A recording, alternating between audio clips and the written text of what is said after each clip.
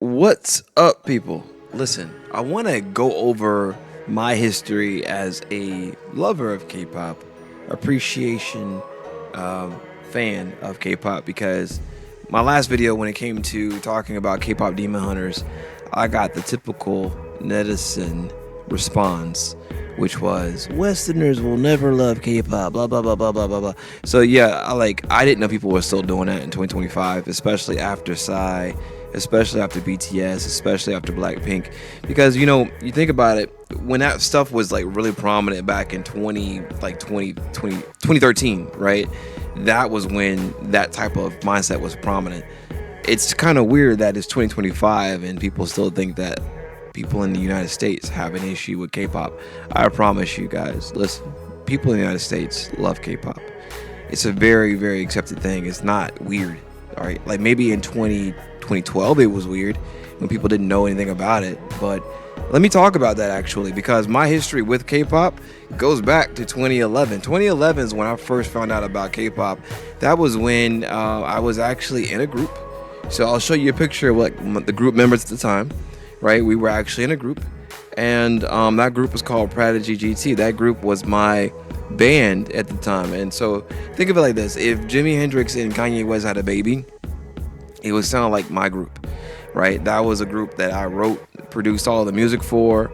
They played the instruments with me on live stage, and it was cool. I mean, at the time, it was definitely very different because it was like a different type of music. In a way, people call it rhythmic or whatever, but I would say it was more like hip hop. It was like NERD, but like with a more rock focused edge to it. That's what I would say. Definitely with lyricism and stuff like that. But I remember when I was in my studio writing my second album for my band, the actual album that was dedicated to the band. So the first album was basically my first solo album redone as a band. This album that I was working on in 2011, in 2010, 2011, was actually what was going to become our second album. And I was in my room in the studio, which everybody in the studio does this type of thing. You go on the internet, you just look for stuff, right? Back in the day, in 2011, MTV was really important. So I went on MTV, and I saw this because the Iggy Awards were going on, and they said best band in the world, 21 Korea. And I was like, what is this? Pause. Now I'm gonna say this because this is really important, right? That group, the way that they looked, I think the first time I saw them actually wasn't in this video. It was actually like a TRL interview or something like that, right? And what I remember the most from the first time I saw a K-pop group was I remember seeing Dara's hair and thinking like, what the hell is that, right? I thought it was like some type of a tie thing or something like that. That's the only time I've ever seen somebody with a braid that was tied with a rubber band like that. But either way though, they performed I Am the Best, and I was like, oh snap, like dang, this is different. What is going on here, right? This is different than what was happening in American pop music. American pop music at the time, I gotta go back and look and see exactly who was on the charts at the time. I don't remember, but like it wasn't as fresh as that, right? And so I think that when I kind of came across it as somebody who knew nothing about it, I was immediately like, yeah, this is pretty cool. This is dope. So like many people at the time who were introduced to K-pop, you were either introduced via a YG group, which would be 21 or Big Bang, or you may come across it from Girls' Generation, because those three bands, those three acts were like the biggest ones at the time, right? Big Bang being the biggest male group. Super Junior was the equivalent to them, but they weren't as hip hop as them. They weren't as edgy as them. They were much more pop oriented. And then when you go with the other YG group, which was 2NE1, they were very hip hop with what was going on with hip hop at the time. And so with 2NE1 and Big Bang, I would call them like the gateway groups for people who were introduced to K-pop around 2010 to 2013, okay? Because they were the easiest to listen to. The English was on point. You had people who spoke it fluently enough, like CL from 21, and then you had I think Park Bum also spoke English as well. The point of what I'm trying to say is this, right? When it comes down to like what was popping at the time, look at this group, look at this list right here, right? So this list, you have Adele, who was doing her thing. I wasn't listening to Adele because I wasn't, some. To be fair, I wasn't a girl that was going through a breakup. That's what people who listen to Adele primarily were. She had great albums with that, 19 and 21 or whatever it was called. LMFAO, love LMFAO. LMFAO, fantastic concert. Went to see them twice. Great. I got a story about that. I don't know if I could talk about their record label, but I got a funny little story about Cherry Cola, whatever the hell that record label was called, and something I said to one of their label executives after one of their shows, and that didn't go too well. It was a reference to a K-pop reference, but yeah, we'll keep it going. And Firework, right? So you kind of get the gist of what was going on at the time. Like, it was peak mid 2000s, 2010s pop music, right? A lot of EDM stuff. EDM was kind of like starting to take over the scene when it came to the music. A lot of this stuff was EDM, sliding into the EDM space. It is what it is. Whatever.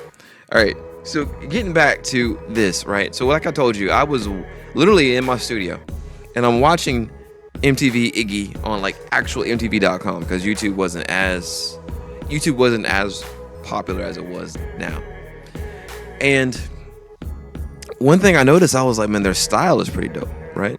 So they were working with Jeremy Scott at the time. They were working with a few other artists who were like pretty popular. will.i.am was also affiliated with them. I don't know exactly all the things he did, but I know he was affiliated with them and he was working with them. So one other aspect of entertainment that kind of came up to me at this time was the concept of like a behind the scenes web documentary. And this is where I think I started to get hooked on K-pop, because for me, being a music artist, being a producer and a songwriter at the time, I saw some stuff happening behind the scenes that was really interesting, because the level of execution on some of the stuff was superb. And when you would watch K-pop at the time, so let me think about the groups at the time. 2011, you've got obviously 21, Girls' Generation. You've got Miss A. You've got FX. You may have Kara. You probably got Shiny. You've got obviously Super Junior. I think there was a 2 a.m. and a 2 p.m. group. I didn't really watch them like that, but I've heard of them. And a few other ones that I didn't. 4 Minute, that was the other one. 4 Minute was the other group. And Wonder Girls too, because they were popular slightly a generation right before the 21 takeover. I say all that to say this, right? As I was in my studio watching this stuff happen, I kind of realized like, oh, this is probably going to take over the world. This is probably going to be like a big deal thing. And, lo and behold, I remember the moment where I felt like K-pop was going to really take over. And I'll get to that in a second. But as far as the style, as far as the fashion, as far as the execution, they were doing things that American pop artists weren't doing, right? So the moment that I really remember thinking like, oh my God, this might be like a really pivotal moment, was when Gangnam Style came out as a music video. I remember when this dropped the night before, because I was subscribed to either SKS or whoever the major like Korean broadcast company was on YouTube, right? This is back when like on YouTube, when you were subscribed to something, it would actually pop up in your feed, right? Not just recommendations, but literally like your subscriptions used to matter, right? So when I watched this video and I was like, oh my goodness, like this is funny, this is a catchy song. And what I didn't know was like all of a sudden it was just going to blow to the point of even my mother knowing who Psy was and what K-pop was. I knew who Psy was because at that point in time, I had followed enough of K-pop to actually kind of be familiar with what was going on with regards to the actual, some of the artists who were deep into it and some of the people who were doing it for a while, especially like YG artists, right? So YG artists were that was a label just primarily because of their show, like the 21 show. That was something that really kind of brought me into understanding how they actually presented some of the stuff within K-pop as a whole, and how they worked on the different things. So like I'll show you guys real quick if you don't know what I'm talking about when I say the 21 show. So this was some type of a behind the scenes series that was done around 2010, before they debuted, and obviously until probably like their second album or second EP, because back then they hadn't really released an album. I think they were doing like EPs, and then I think they did one full length album, which was a combination of some EP songs and some new stuff or whatever, right? That's just off of memory. I think that's correct, but pretty much like it wasn't full length albums for them. It was at the time. But anyway, the whole point being, these behind the scene things where they were transcribing the Korean into English. This was kind of like, if you think of it like a Netflix type of thing. So you were able to binge watch these types of items and get a behind the scenes on some of these groups that you just wouldn't have before. And the American artists weren't doing this. None of the American artists were doing literally like a camcorder behind the scenes thing. So what was cool about watching this was that I learned from this to document the stuff that's happening behind the scenes, because you never know. And what was happening, especially on the first season of this was before they hit. And I'm gonna say before they hit because I think their company was big enough that they were going to at least be noticed no matter what, whether or not they were going to stick. Different conversation, but they did a good job of kind of starting out with like Big Bang, the whole Big Bang series that they had, and then moving over to prepare for 21. And 21 series kind of started with them doing, I think their first song that they actually released commercially was called like Lollipop or something like that, right? And that was a collaboration they did with Big Bang. So I'm saying this to say this, right? When you guys attack me for saying that, Westerners don't really understand K-pop, they don't appreciate K-pop, like, no, understand, like, I am a student of the game when it comes to music. And when I first saw K-pop, when I first realized what was going on, I did my immediate research and I looked into who was actually producing the music, who was writing these songs, right? And so at the time when YG was popular, there was plenty of shots behind the scenes through this documentary of their production process. And one of their production processes showed that there was a guy named Teddy Park who was writing a lot of the songs, as far as like, doing the musical foundations and also just putting together the whole aesthetic of it. And he was a Korean American. I say that from the standpoint of he's obviously Korean background, ethnicity, but he's an American. And that made a lot of sense as to why the music that I was hearing sounded like what it sounded like, because it actually sounded like West Coast hip-hop, pop music influences. I spoke to that. Like that reached me because I've always been a big fan of the West Coast when it comes to hip-hop music and pop music and things like that. And that's where the sound really came from. So I think it's cool that people start to understand that, like, this is kind of the way that things go with regards to the way that the world was changing at that particular point in time. But I think that the ideas or the mindset that a lot of people have with regards to being fans of K-pop is kind of weird sometimes. And we've come a long way since 2011, where a lot of this stuff first started coming out on TV, right? And you can even see, like, it's not even like good quality. This is like 480p. What is this like? Yeah, it's like mad, like low quality, right? I think the point what I'm trying to say is this: don't just automatically start spewing the West doesn't like K-pop thing when I'm talking about something regarding music. My background in music is very, very deep, right? I've been producing music since I was like in high school, and that was back in like the 2000s. Let's just go there, right? So when I talk about hearing something to my ear, when I hear something to my ear and it sounds unnatural, strictly based upon my experience. I am strictly talking about the fact that like when I first heard it, I'm referring to the K-pop Demon Hunters song where the girl EJ sings. She belts in a G5. She hits an A5, but she belts a G5, right? This is where a lot of people who are reviewing this are completely wrong, right? And I showed you guys. I'm not hating on that. I don't have an issue with that. I think K-pop Demon Hunters is dope. I think it's cool that they took that type of genre of music and they merged it over here with like some other things and presented it to American artists. I think that's cool. I like Korean culture. I think Korean culture, South Korean culture is very dope. I think it's really cool. Me and my wife, we've obviously watched Squid Games, but like we really love watching like the Physical 100. We accept Korean culture. That is a thing that's actually been a part of our relationship since the beginning of our relationship back in 2012. So I'm saying that to say this, like, you guys don't know my history when it comes to K-pop. You guys don't know my history when it comes to just like Asian music in general. Like if you just were to go on my page and just look, you know what? I think I can get it on this page right now, because this is my second YouTube page. My original YouTube page, I've got remixes that I did with people who were of Asian descent. So I was already working with like Asian artists back in like 2008. This is like MySpace days, y'all. So one of the artists that I worked with back then, she's actually like pretty famous in Japan right now, right? So there, I'm just simply saying it to say this. I've got that. I've worked with a Chinese artist, and she does well in China, and then another Chinese descent artist in the U.S. So I've done songs with people just from the fact of like I've just happened to.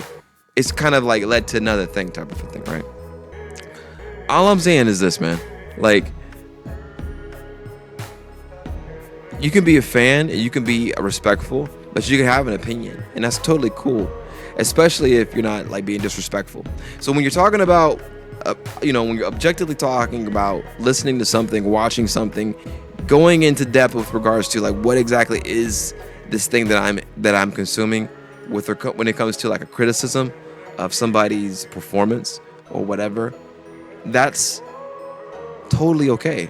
Don't be a bunghole about it. Okay? It's okay. If you don't like it, you can speak your mind, but don't be like ridiculous about it. You know, be